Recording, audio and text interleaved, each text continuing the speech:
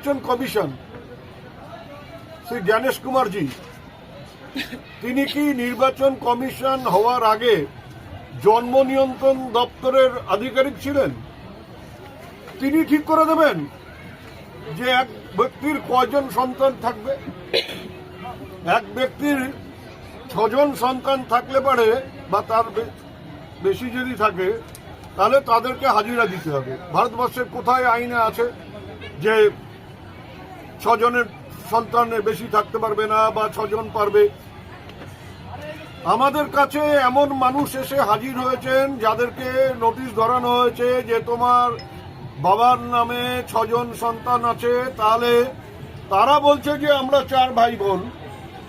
জোর করে আমাদের বলা হচ্ছে যে আমরা 6 ভাই বোন। তাহলে কি অবৈধ সন্তান আছে তার বাবার?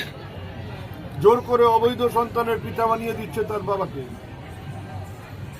এবং যেদিকে যাচ্ছে তাতে করে আমাদের মনে হচ্ছে যে পরিকল্পিতভাবে একটা দাঙ্গা, ধর্মীয় দাঙ্গা লাগিয়ে দেবার চেষ্টা করছে।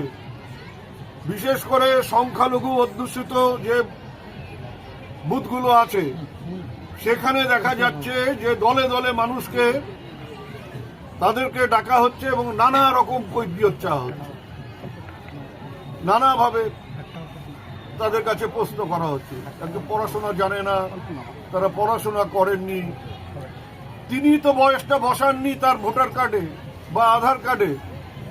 বলছে তোমার বাবার সাথে তোমার 15 বছরের বয়সের নিচে আছে। সে জানেই না তার বাবার বয়স কত আছে বা তার বয়স কত আছে। বলে বাড়িতে গেছিল, বলে আপনারা লিখে নেন, আমাদের তো কাগজ নেই। তাহলে সেইভাবে লিখে নিয়েছে।